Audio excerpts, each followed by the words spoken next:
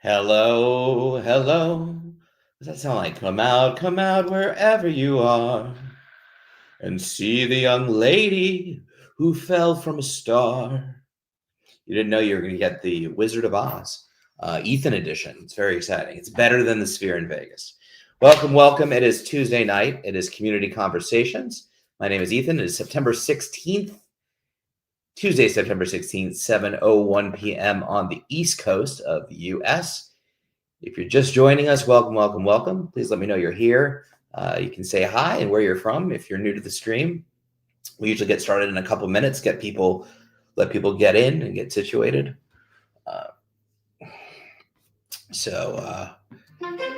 And I needed to put my phone on the do not disturb. Let's see here.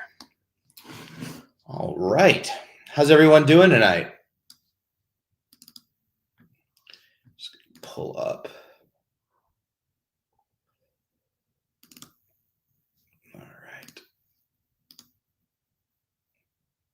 By ringtone. That's my text tone, and it's so I can hear it. It's incredibly annoying, especially when you get like rapid fire texts from certain people. It's a lot. It's a lot, but thank you. Yeah, I love how when cell phones first came out, it was all about the ringtone, right? Even like the monophonic and the polyphonic ringtones with the first cell phones, and you had to pay $1.99. I downloaded the Munsters, and I was so excited, and then you could play real music, and that was super exciting. And then it all came back around where it was just like, I just want to hear it. Or maybe that's age. But either way, I just want to be able to hear it in a crowd. And so it sounds like a telephone now. But it used to be fun. Maybe it's fun. I don't know. Are kids into ringtones now? Is that still a thing? Not into ringtones, but do they like customize the ringtones for different people? If you are just joining us, feel free to say hi in the comments. Hi, Beth. Hi, Nathan. Hi, Robert. Beth. Yeah, I haven't changed. Mine has sounded like a phone for years. Before that, I will tell you that the ringtone that I had before the phone ringtone was the Goo Goo Dolls, Iris. And I'd give up forever to love you. That song, that was on there. In retrospect, I'm not exactly sure why, but yeah. Hi, Bonnie, Pennsylvania. Good to see you. All right, well, let's get through some. Let's get through some housekeeping, and then we'll dive right in. So, as you know, my name is Ethan. Welcome to Community Conversations. This conversation is intended to serve as educational content and is intended to not replace therapy. For treatment-related questions, please be sure to work with your local provider or contact a local clinician. As always, the IOCDF is not a crisis hotline. If you are ever in crisis or feeling suicidal or unsafe, please go to your local emergency room, or you can call 911 or the 988 Suicide and Crisis Lifeline by dialing 988. As always, we want to create a safe space and be kind and respectful to everyone. At the end of the day, we're here to support one another. So keep that in mind. And also know this is being broadcast on all the social media. So as we talk about personal things about our OCD or life, just keep that in mind. So with that, welcome, welcome. How's everyone doing today?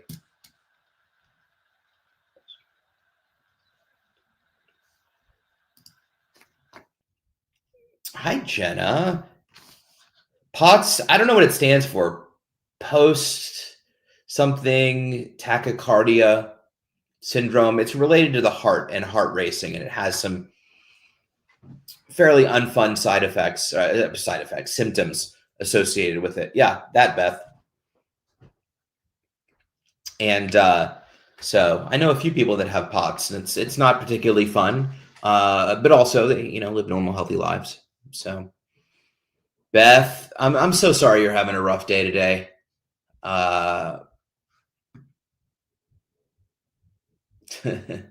So, oh, that's sweet. Well, I left the crisis line up there. Well, then I'll ask you, did you go out today, Beth? Though I am no replacement by any means for your father, but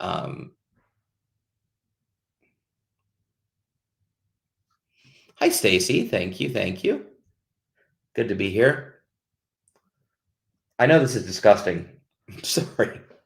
I'll sit with the discomfort of whatever is in there. Probably dinner. All right. So, how's everyone doing today? Fill me in. What's going on? What's on your mind? Beth, you led off, so I'm gonna I'm gonna ask you, Beth. That would be my response. No, I heard it. I heard it from here. No. No, I was just gonna ask you. Um, well, first of all, you've had some wins in these 5.5 years for sure. Um, so you need to pat yourself on the back and give you some credit. Give yourself some credit for that you've had some really good wins without question. But the other thing is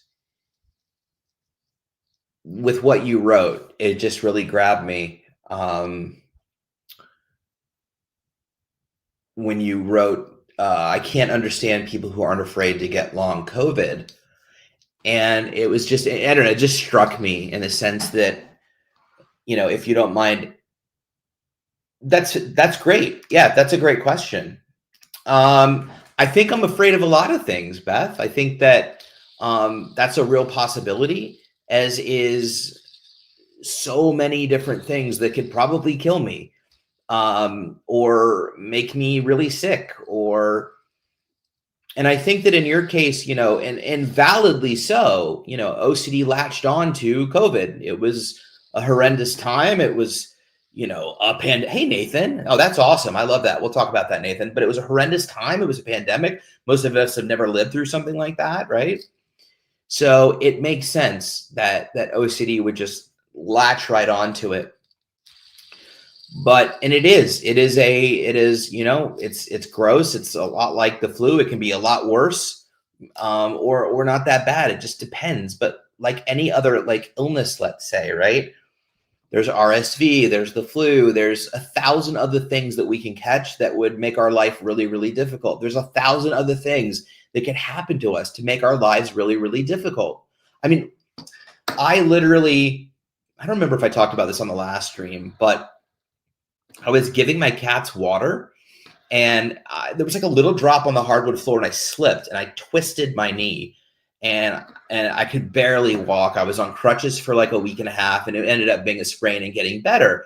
But my point is who knows, right? Anything, trip down the stairs, break this, walk out. And that's ultimately what we're talking about here is, Beth, I feel like you're at a point where you really have to decide, with the help of a therapist, of course, but just as your friend, I would like to see you decide, what's worth giving up, because I think we all take a chance. We all live with uncertainty. There are mass shootings at concerts and crowds and gatherings and people driving dump trucks into, but we still go to those things because we don't want to change our life. Is it stupid? I don't think it's stupid. I think you are as mindful as you possibly can be, but within the realm of accepting a level of potential danger. And I think that's ultimately what you have to do, is what you're trading. I know that you were terrified of getting it, but you are literally living your life as if you had it. So, and you're the A to Z thinking, right? Like, and I love you, so I'm not picking on you. I just feel passionate about you living. Exactly. Yes. See, so you're not living in accordance with your values, right? Your values are screaming for all of these wonderful things, but your OCD just will not let you have it because of the what if is so loud and so invasive about what if I get long COVID?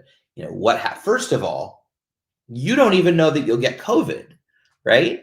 There's a certain percent that get COVID, and then a certain percent that get long COVID, and sometimes long COVID gets better too.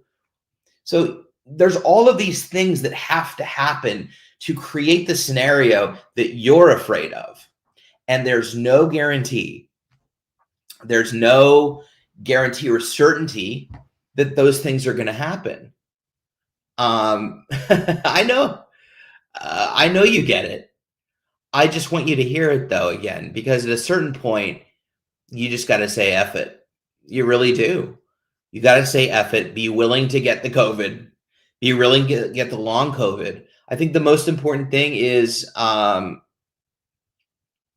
most important thing to realize is, the life that you're living is like if you had and you were unable to do the things that you love. Maybe, maybe I've had it one time. Maybe, right? Oh, I'm not giving logic. I mean, I am. No, logic, of course. That's a great point, Kay. I'm going to pull that up on the screen. Absolutely. Logic does not.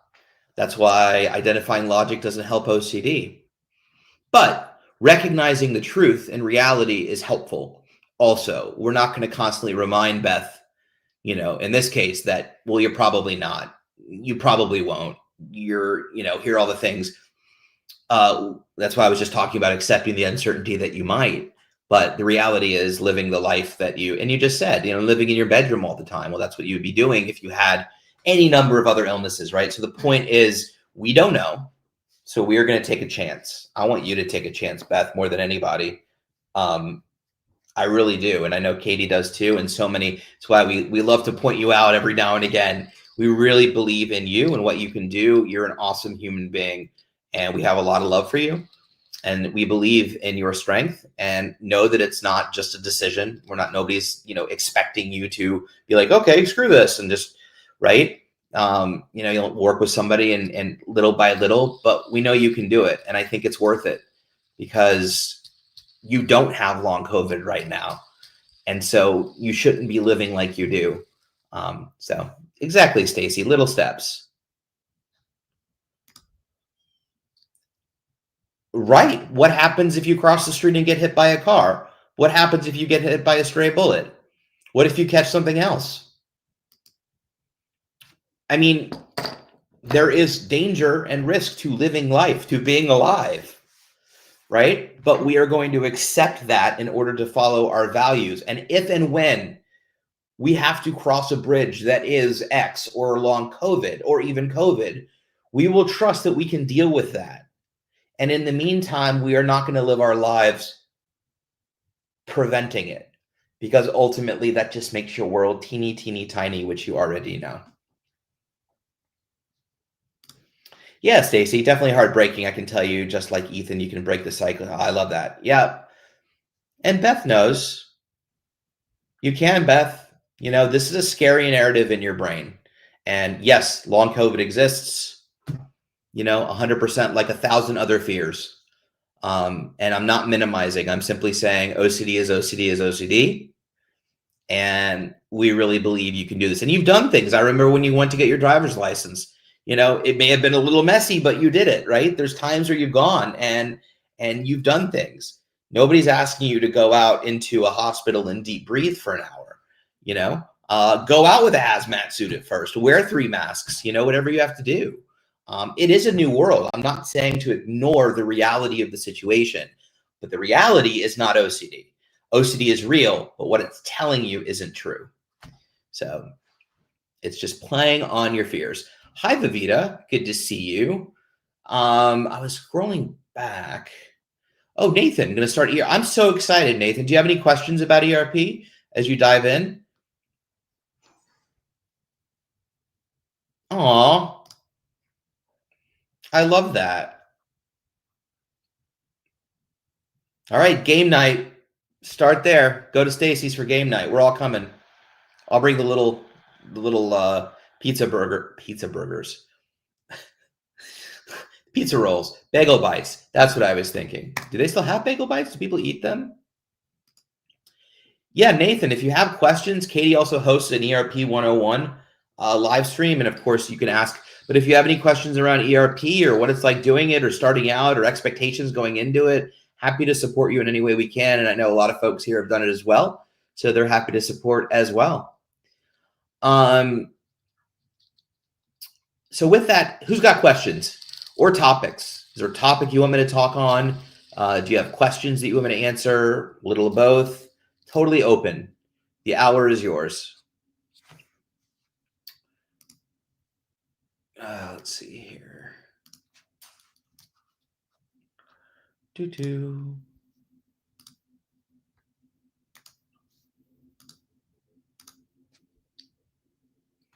Oh, no, did I say podcast? I apologize. She has a live stream, but she probably already has one that's posted. It's got to be on the Facebook video or YouTube video, their library, their playlist. If you look for ERP 101 or OCD 101, it'll be there, Nathan. And I'll try to find the link too and send it to you.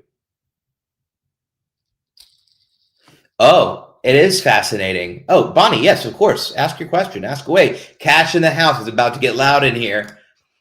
Whoops. Sorry. Sorry. It's very interesting, right? Typically, the real dangers and real risks you ignore, in favor of what the OCD is attached to, and that's very, very common. And simultaneously, yes, other types of OCD. It's whatever is most, whatever feels most threatening in the moment. I can always see my OCD morph.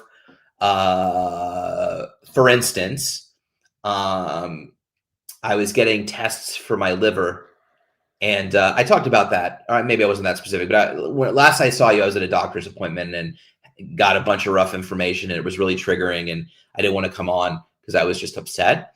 And anyway, so for those 5 or 6 days, I was a wreck about the tests and things like that. And oh my God, this, that, the other thing. The minute I got the tests, I could care less about that, and my OCD switched to the next thing. I was next threatening thing, at least for me and my health anxiety. So it's so true, and it's really fascinating how that works. And that's why, again, we just have to treat it all like OCD. Which is helpful. It's kind of like the skeleton key is embracing uncertainty, and that will open every room. That will help you manage every symptom and subtype of OCD as well. Oh, interesting, Kay. Listen, as many tools as we can have in our tool belt. I've joined an online program called Reorigin, which focuses on changing our thinking through the power of neuroplasticity. There's no magic cure for OCD fear, but I have found it to be helpful. Yeah, I mean, ERP, exposure response prevention, is the gold standard of treatment along with medication. But there are lots of other modalities of treatment, and neuroplasticity has been researched for a while, and it's really, really cool. And I love that. And if that's helping you, I think that's phenomenal. I'd love to. I'll probably make a note of that and look into it. So thank you for sharing. Bonnie's question: do you ever hear of OCD getting worse due to a stroke? I had one, and OCD went wild. Interesting, Bonnie. So I just speak from my own lived experience, which I haven't heard of that. I haven't heard of that. I really haven't. From a chemical and biological standpoint, I wouldn't even make a guess. I mean, it sounds reasonable that as the brain shifts and changes, from an emotional standpoint, though, it would make sense to me in that it's stress, right? So as you have to experience whatever the aftermath of your stroke was, and the stress that comes with that and the anxiety that comes with that, it would make sense that OCD would kick up a few gears, just like anything else. I mean, in a way, that's a trauma, right? And so just like anything else that is traumatic, OCD tends to kick up. But biologically, I don't know. Be an interesting question to ask, like Dr. Wayne Goodman or some of the psychiatrists who are heavily in neurology and doing a lot of brain work. I'd be really curious because it's really interesting. And I'm sorry you went through that too. It sounds awful. But yeah, from a biological standpoint, I don't know. But from an emotional stress standpoint, it does make a lot of sense, Bonnie. How are you doing now?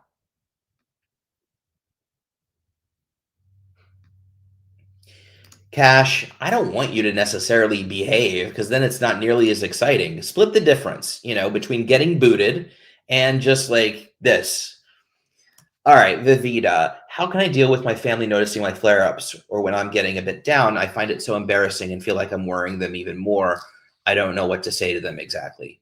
Yeah, that's a real thing. I hope you're giving yourself a lot of grace and self-compassion for that. Um, I don't know if you live with your family or you're just around them a lot. Um, I would have some follow-up questions, honestly, which is, does your family know about your OCD? Have you explained it to them? Do they have some basic OCD education? I know it can be hard. I think the first thing to do is sit down with your family, and you don't know everyone an explanation. It's whatever you're comfortable with. So if it's immediate family, siblings, parents, if whoever you're around most, whoever's important to you, whoever you're speaking of, right? I think the first thing to do is educate them if they're not educated. What is OCD and what are you experiencing?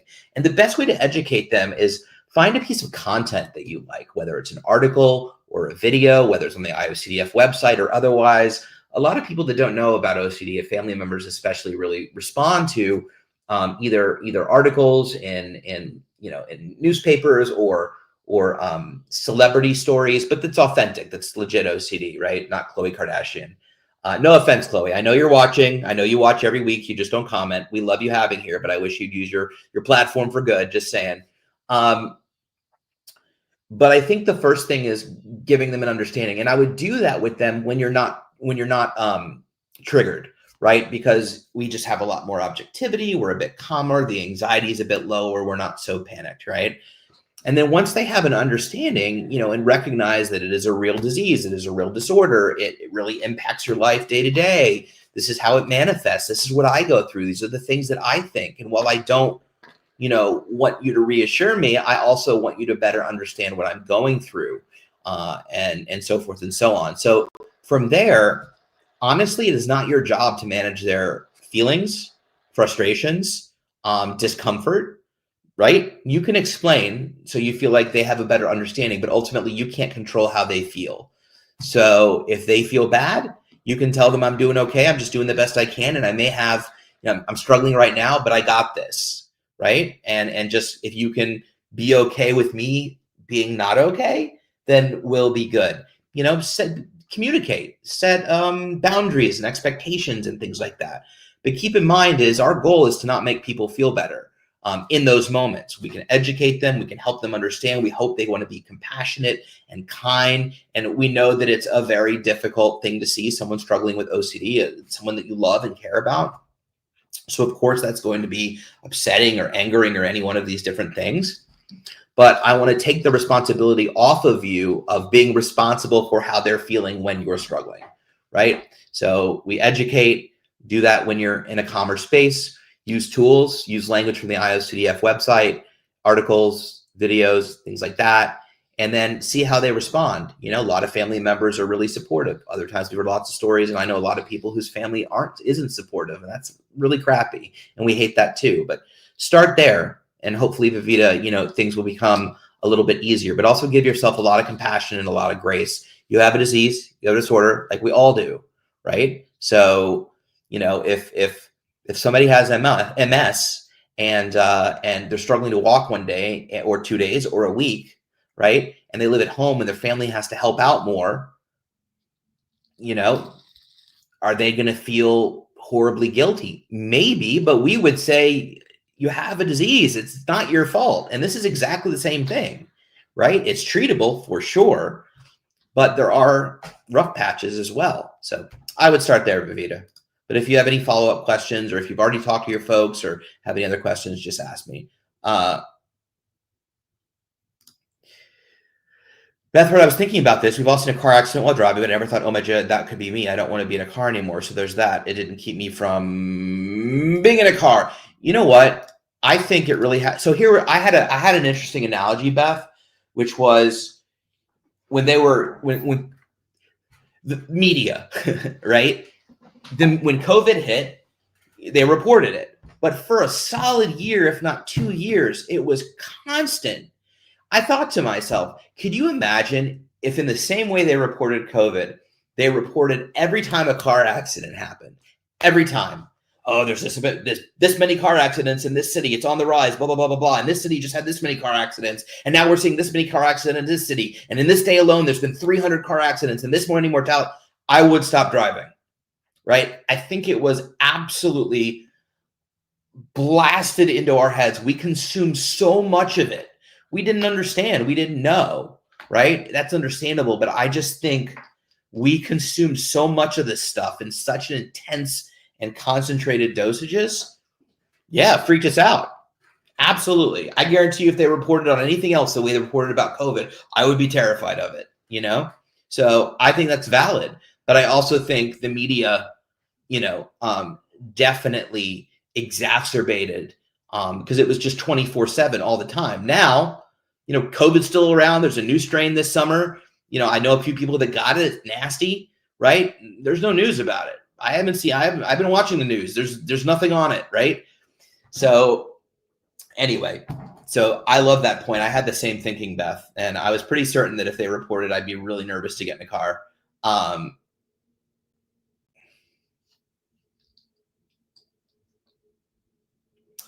Stacey, I'm sorry to hear that. And I also think you are incredibly brave, and I appreciate you sharing that with us. And yeah, a positive mindset. The unknown can be really scary around health stuff as well. I have a test tomorrow that I'm really nervous about, but we're here together. We're doing this together. We're here supporting one another. And that's what it's all about.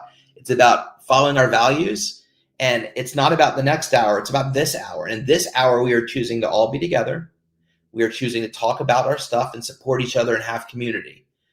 And that's making my life full. And I hope that's making your life full. And yes, the next hour could be a shit show, pardon my French, but we're here now. And that's what it's about. And for Beth, it's the same thing. It's not about when you get long COVID. It's about what am I going to do right now? And maybe when you'll deal with it. So I love that. And I love that attitude. And I wish you the very, very best. Absolutely. Just like conquering destiny, I'm going to get through this. You 1000% are, for sure. And we're here to support you. Thank you so much for sharing. But OCD is still bad. Are you in treatment, Bonnie? Are you doing exposure response prevention? Are you in any kind of active treatment, or have you done treatment at all, either medication or otherwise, since you had the stroke? Robert says, when I do a compulsion only once, I call it a ritual, like when I circle back one to the gas station and make sure I did not blow it up, but I'm now able to pump gas while the sun is out. Yeah, you are, Robert. I always think about you when I get gas. I always think about you because we shared when I was really struggling. I was terrified I was going to drink the gas. That was my thing. What if I just impulsively flip it over and just start guzzling it? True story. While I was suffering with that fear, one of the fears, I stopped at a gas station and I literally watched this probably 6 or 7-year-old take the handle out when the mom wasn't looking and turn it and just shoot it into his face. And I was completely mortified and worried that the kid was going to get hurt. The mother grabbed it out of his hand, put it back, and I thought was going to then comfort the child, bring the child to wash, starts beating the kid, spanking. Like, the kid's got gas all over his face, and she's just spanking him like, how could you do that? And I'm just like, oh my God. And I'm in therapy right now. Anyway, that's what that reminded me of. See, thoughts just come in and out. We don't know what they're going to say.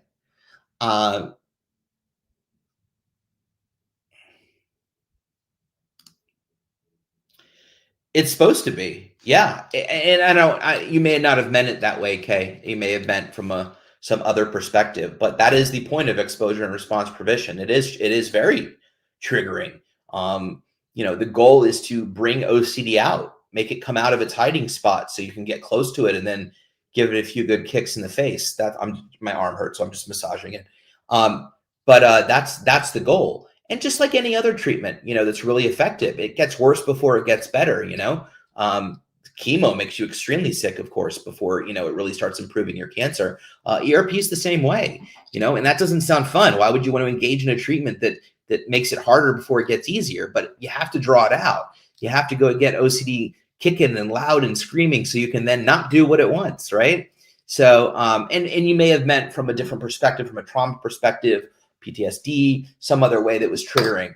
But in terms of engaging in exposure and response prevention in regards to your OCD, yeah, it definitely makes OCD loud. That is the whole point. And it can be really uncomfortable. But, I always say short-term pain, long-term gain. That's the goal. The pain now is worth the pleasure the rest of your life. And so you're making an investment in yourself. You're being willing to be uncomfortable for a certain amount of time in order to get that, big, beautiful life that you deserve. And there's, a lot of analogies around doing something that's hard or struggling, that's suffering, that makes you uncomfortable, that is painful, right? In an effort to get then to that next level, whatever it is. And so I try to look at this no differently.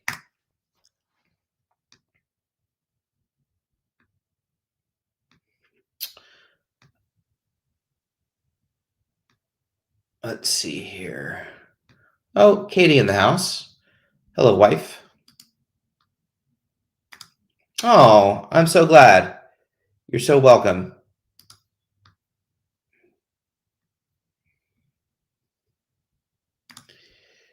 Hi, Sadra. Hope I said that correctly. Any advice for academics with OCD who need concentration and work memory, which hit hard with anxiety? I mean, yeah, that's a great question, and I think that relates similarly to really anyone that's in a helping profession. Doctors, surgeons, right? Or just working any job that could be. And I think there's twofold. One is, how to manage the anxiety in a healthy way, and that's if there's an anxiety disorder at play. But simultaneously, how are you going to navigate the OCD? And of course, the first stop is evidence-based treatment, right? So, are you currently in treatment? Are you engaged in treatment? I know that depending on where you are, Sadra, obviously treatment can be expensive or not even accessible, depending on where you are in the world. There are support groups, there's self-help books.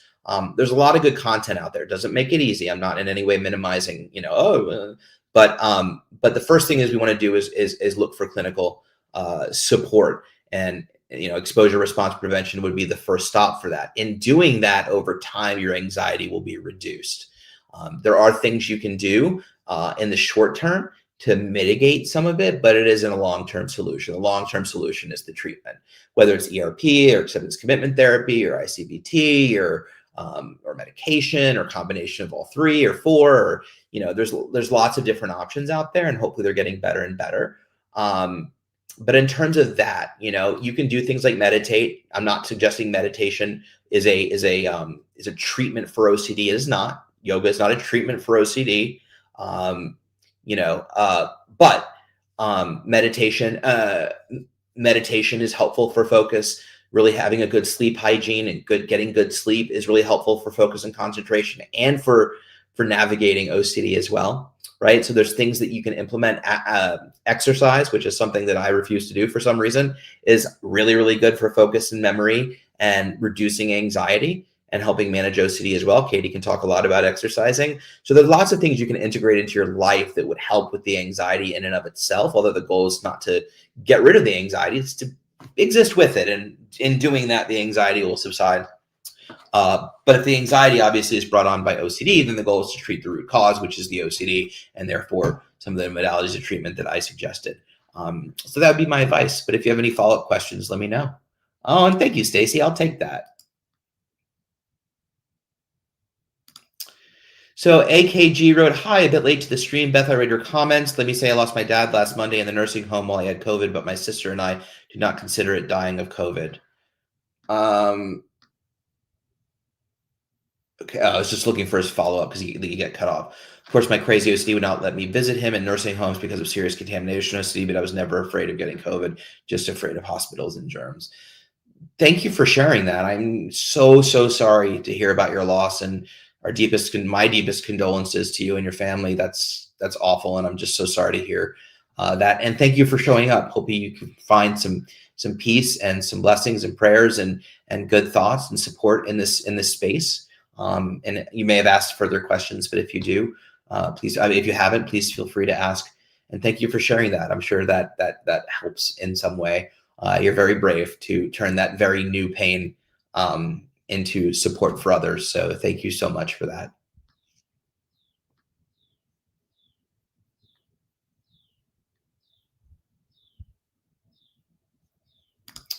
Bonnie, yes, I started with OCD and began ERP. I've improved with the OCD on some ways, others not. I do feel I have some tools to use now.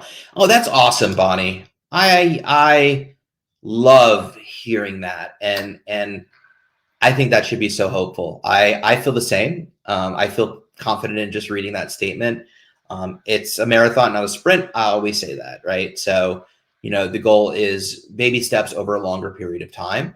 So, incremental, right? Incremental changes and improvement is the way to go. And I think coming back from a stroke is very similarly as well. So hopefully you're giving yourself a lot. I hope everybody here is giving a lot of self, giving themselves words would be helpful. A lot of self-compassion and grace. But I love to see that the treatment is working, and just please give yourself lots of patience because you will continue to get better. And also, I've made a note to myself to ask some of the more brilliant doctors, not that I'm a doctor, the question about related to stroke. And I would imagine they would say that it would obviously is specific to your case, and how the stroke impacted your brain and what part of your brain it impacted, and obviously where OCD is in the prefrontal cortex and all this other stuff. So I'm sure it's a very personalized answer, but I'd be very curious. So stay tuned. We'll see what we find out in between this and next community conversation.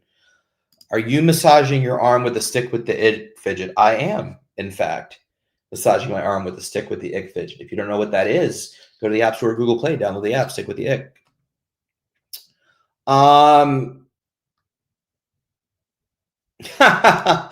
My OCD is a velociraptor on steroids. Sneaky fact. Cash, your analogies never cease.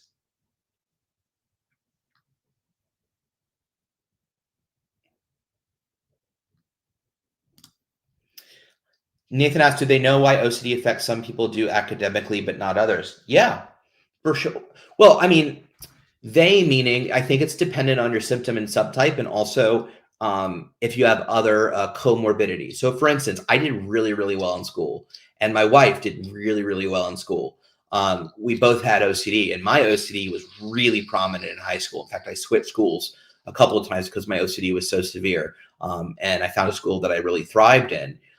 I just think it depends. I think that, for instance, if your OCD is around writing things correctly or reading things in the right way, right, then you're going to repeat yourself over and over again. You're not going to get any work done. My OCD compulsions didn't impact my time per se. They were always mental, which obviously mental rituals can time, but I was always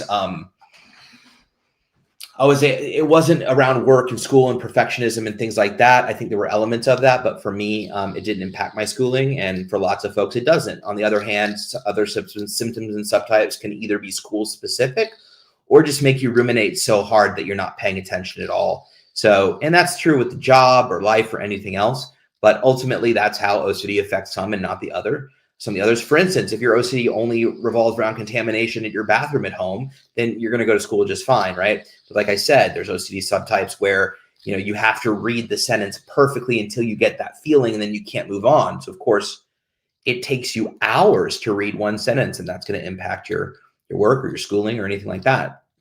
And there's an infinite number of OCD subtypes that do impact it in that way. It's also how it manifests for the individual as well. So yeah. Kay wrote, my OCD centers around a lifelong fear of cancer, so that kind of therapy just caused me to use it more for checking other therapies, much more effective. I'm great. Be curious, Kay, what kind of therapies are you using that have been more effective? It's interesting too. Yeah, I'd be curious. The ERP caused me to use it for more checking. Interesting. But I'd be curious what other therapies, Kay. Thank you for sharing that. Yeah, very hard to get treatment in the UK, sadly. It is, although I will tell you, there is hope. I always consider US, Canada, and the UK sort of the three best places, if you will, to access treatment for OCD. It is available somewhat in Europe and New Zealand and Australia as well, even some Brazil and South America. But I've worked a fair amount in the UK with my own job in mental health, and it is hard to get treatment because of just the national health rules and having to start with the main physician and kind of getting there. But I do know a lot of folks that are in treatment there, and I know a couple of treatment providers that are there too. I don't know if you've reached out to the IOCDF, but please feel free to reach out to them, and they're happy to support and making recommendations in the UK as well, and giving you hopefully some ways to navigate their healthcare system in an effort to get treatment, because there is treatment out there. I know it can be challenging though.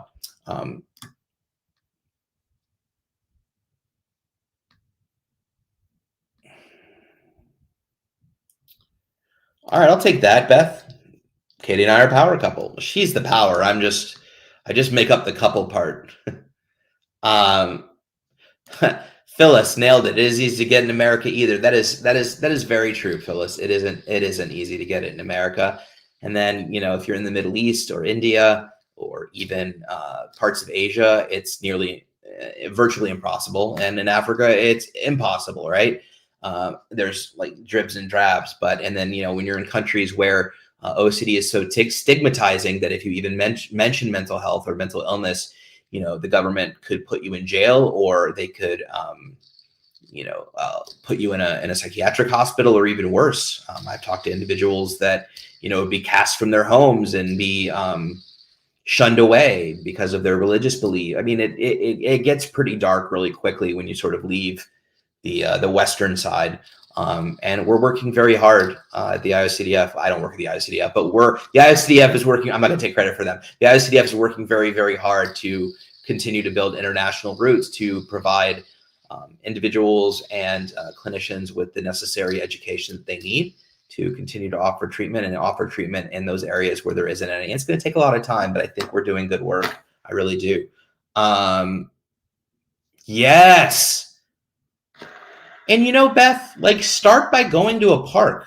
Go walk down the street, even if you have to avoid people. Do a block around your neighborhood, and you may be already, but you know what I'm saying? Get in your car and drive to a park in the middle of the afternoon on a weekday where it's going to be empty. Get used to just getting outside, breathing the air, noticing nature. Steer clear, wear a mask. Like, those are all okay. This is not about throwing you into the deep end. This is about taking baby steps. I love the idea for a walk.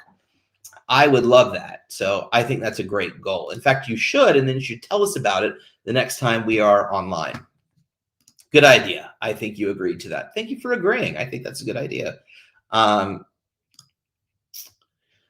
and hoarding in young kids, is okay to help them let go of the items they accumulate with them involved or without. What else would help them when they know it's become clutter and out of hand? Great question. So I am actually going to refer you to Chris Tronsden, who I think has a live stream tomorrow.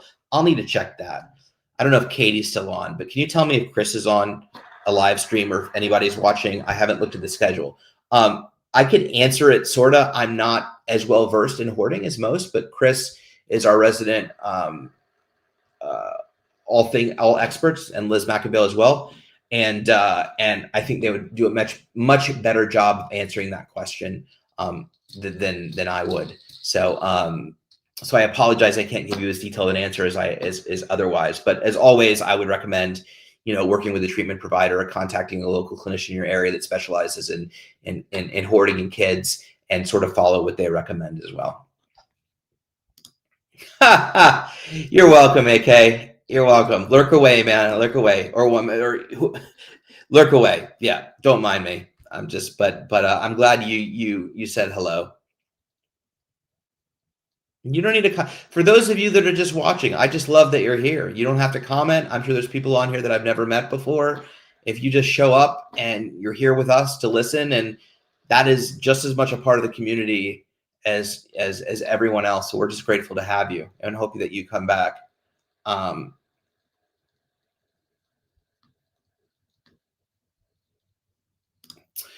Beth wrote, Ethan, 4 years ago, asked if OCD can be caused by a trauma, and you said yes. So I had a mild concussion, and not after all these weird things started to happen. So I'm blaming getting OCD. Sure, why not?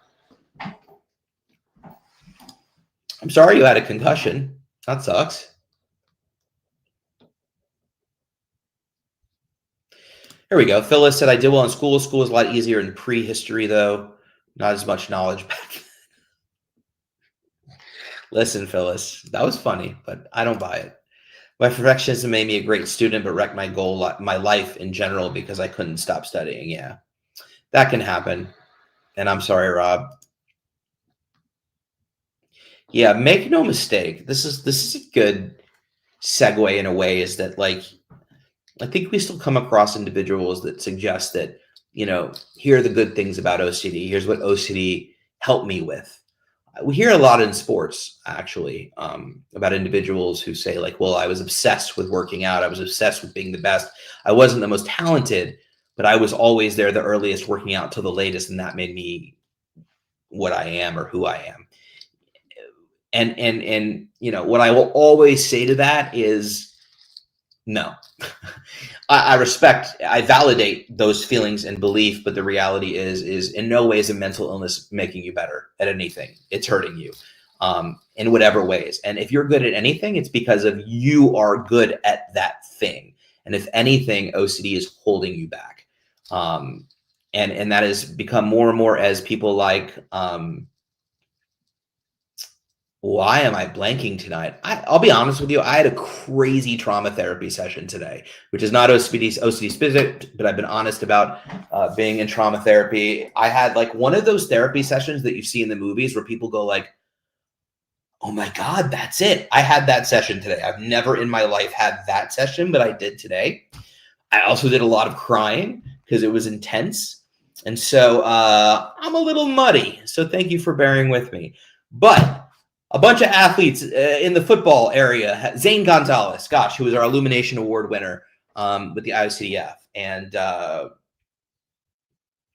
Braden Smith, I think that's the right name. Doesn't sound right, but who also a football player, both came out and talked about, how they're both professional football players, how their OCD has really impacted their ability to enjoy and to play and to be there for teammates and things like that, right? And so it reminded me of that when we talked about, my perfectionism. It's like we can look at that and go, wow, yeah, that made me so great. But yeah, it ends up taking over everything, right?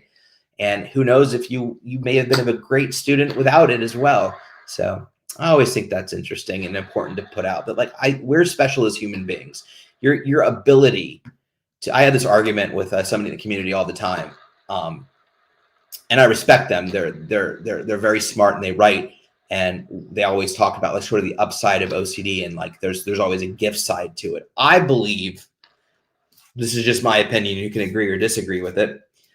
Do you like how I pretended to not care how you feel when really I want everybody to love me except Cash? I believe that it is our individual specialness, who we are as human beings, that makes us great at whatever it is we excel at. And maybe that greatness as individuals has a propensity, those type of brains has a predisposition to also have OCD, right? I in no way think that, well, people with OCD also have this other thing. That is true, and that is said in that way. But I firmly believe that what makes us incredibly smart, brilliant, creative, all of those things is our individuality, is us, right? We also happen to have OCD.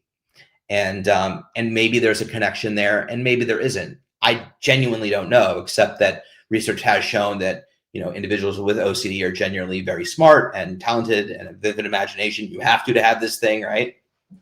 But it's important for me to stress that what makes you great is you.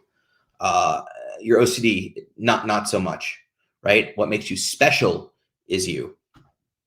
Your OCD, not so much. So that's my 2 cents on that.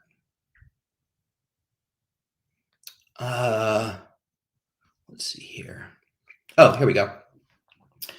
Mindfulness and acceptance therapy and reorigin program I mentioned earlier. Yeah, Kay, acceptance therapy, acceptance commitment therapy, ACT, changed my life. I've talked about that many, many, many times, especially in regards to ERP. I really had trouble accessing the treatment, probably similar to you, but I went through it for 9 months. And then when I learned ACT, it really it just changed the way I interfaced with my thoughts and related to my thoughts, and in turn allowed me to engage in ERP in a really, really effective, healthy way. And mindfulness as part of that dialectical behavioral therapy component was also extremely effective as well. So, and I'll look into reorigin. That sounds really cool because I love the idea of neuroplasticity and what it means. But yeah, DBT and ACT for me were also game changers. So I'm glad they were for you as well. Oh, I must be behind because it's 20 to 8, except it's 10 to 8. So let me speed up here. I apologize. I love all the back and forth. This is great. You guys are so awesome. All right, great comments. Yeah, Vivita, I agree. Regarding Nathan's question about academics, depression, rumination, or sleep disturbance, aka OCD byproducts that affect it 1,000%. Same with the question about work and teaching and being in health, helping professionals and things like that. 1,000%. The byproduct, as you said, the side effects of having OCD. And that's why I spoke about yoga, meditation, sleep hygiene. All of those things can at least support, right? Support OCD treatment, and at the very least try to offset some of those things. But yeah, as long as OCD is screaming and loud and raging, then those other things are going to be there too, for sure. Oh, I love that. I enjoy feeding the squirrels and birds out of my bedroom window. The squirrels are spoiled and climb all over my screen. They want more nuts. It's hilarious. They actually wait for me too. Well, it's time to go out past your screen and meet them. That'd be awesome. What about sit on the other side of your house? Just right next to your window on the other side and feed them. That'd be cool. That's awesome. Like I just got that vision of the scene of Mary Poppins where she opens the window and the bird comes and she sings, you know, a spoonful of sugar. That's what I imagine happens at your house, Beth.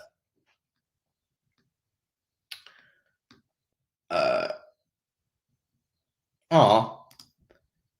Thanks, Avita. I appreciate that. That's very kind of you.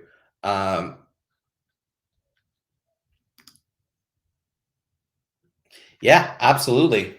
I'm really curious about see you know what I'm talking about, a little animatronic bird. It's like, oh, hello, Mary, how are you? It's a bad impersonation. I'm glad that will forever be on the internet. Um did I miss if I missed so if you're still here, which I hope you are, and I wanted to get down to make sure I didn't miss anything important, but if I missed your question, just copy it and repost it in the comment and I'll answer it quickly. I just wanted to scroll down, but I love all the feedback, all the conversation. I love how this community continues to support one another. It's so important. And I hope that you know that, you know, if you hear me talking passionately, sometimes Katie thinks I'm yelling at her and it's just passion, but I can understand how it also seems like I'm heated. But if you hear me calling you out or pointing out and just wanting to support you, it's because, you know, I believe in you. The people here believe in you. You know who I'm talking about. But, you know, I never want anybody to feel called out in any way, shape, or form. I've known Beth long enough through here that I know she doesn't feel that way. But for anybody that's here that, you know, I just want them to know that. And of course, if you do feel that way, it's important that I know that too. So this is all a learning process. Katie, wink twice if you need help. That's awesome. Oh, so I'll tell you offline, Beth. I had a crab joke during Katie's trivia on her Stick with the Ick last Thursday, and I don't think you would have appreciated it, but I'll share it with you over Facebook Messenger. But we thought of you. I was just glad you weren't on it, but it was maybe out of taste for crabs, but you were thought of with love. What about Bob? Great movie. Probably not great for the schizophrenic community and their representation. But yes, it's all about baby steps. Absolutely. I always, nope, I'm not going to say it. It's a line from that I love, but it's also, I just thought about it for the first time in this context. It's probably really stigmatizing to individuals with schizophrenia, so I'm not going to repeat it, but it is a very funny movie from the 80s when, you know. Yeah, what about Bob? Baby steps. That's funny. That's really funny. I like Richard Dreyfuss. I haven't seen him in a long, long time, but he's really funny. And Bill Murray, of course, is outstanding as well. All right, well, we're coming up on, we got 6 minutes left. Any final questions for anyone? You know what, though? That's okay, Beth. You laugh. But I think that's awesome. I remember that. And you should go back to that. Who cares what people think? That is such a huge step forward. You know, I don't want you to think about this as like, I should just be able to go blah, blah, blah, because everybody else, like, do not compare, right? Everybody has their struggles, and everybody's struggles are so valid and so equally painful as everybody else's. So don't compare what you see to other people. Don't compare yourself to what you see to other people. Don't judge for what you have to do. The goal is to get you out. So if you have to wear, an N95 with a surgical mask and the vinyl gloves, the hazmat suit and a bubble, do it. It's okay. Baby, baby, baby, baby steps. Now I'm just thinking about what about Bob? Oh my goodness. I'll never say baby steps again now. I don't think anybody's mentioned that, Kay, on here because I've said baby steps before for sure. Nobody's mentioned what about Bob? But anyway, it's one of my faves. Oh, good. Okay. That's right. I remember that. And your brother was sick at one point and came over and didn't say anyway. That's true. I remember that. That is true. That's why I still put a mask on when I fly. Sometimes if somebody's around me that's making noise, I'm like, no thanks. Maybe it's overvigilance, maybe it's healthy now. I don't know. It's what I'm comfortable doing. But but Beth, let me ask you a question. Did you ever get sick from your brother in the times that you did hang out with him? Question 1 and question 2 is, did you enjoy spending time with him, or were you stressed and anxious, which is okay too, of course. Okay, you have 5 seconds to answer. 5, 4, no, I'm kidding. So no, I never did. And we should do no, didn't enjoy spending time with him. I love Beth's sense of humor. That's awesome. And we'll never know. Yeah, okay. I was going to say, leave it there. We'll never know. I'm just curious, what I'm getting at with, do you think it was worth taking the risk to spend time, with your brother and have some interaction? Anorection. I don't know what that is. Oh, I can't believe I just said that. That wasn't what yeah. Anyway, I don't know why it wasn't I'm just going to drop it. Well, thank you, Robert. I appreciate that. That's so sweet. Yeah. September 30th. Absolutely. You're so sweet. Thank you, Robert. I appreciate that. Yeah. I got to look at the calendar and see if I pop up before then. But anyway, thank you. For spending time with me today, for spending time with each other. Beth, I cried when we got engaged too. Phyllis.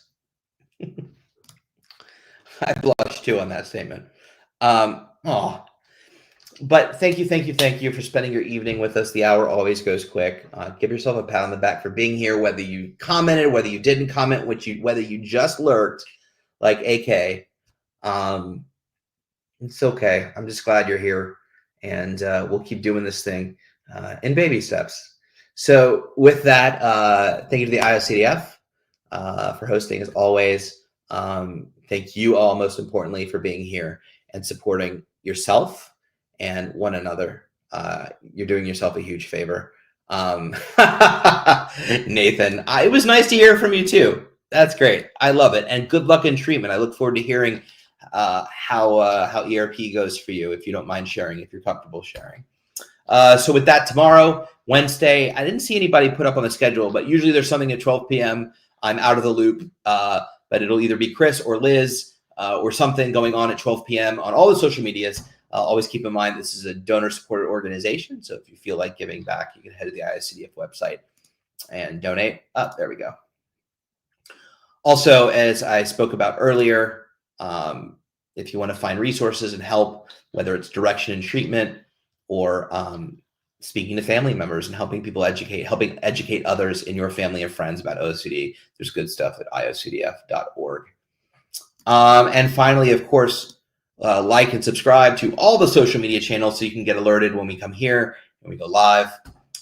We'd love to see you back here. We have a great community, and I just want to see it grow with other amazing. I'll share your crap joke. You're not going to like it though, Beth. It may ruin our friendship. All right. So with all of that, stay vigilant, feel the feels. Don't let OCD off the hook, and we will see you 2 weeks from tonight. Have a beautiful rest of your evening and a great week. and we'll see you soon. Bye.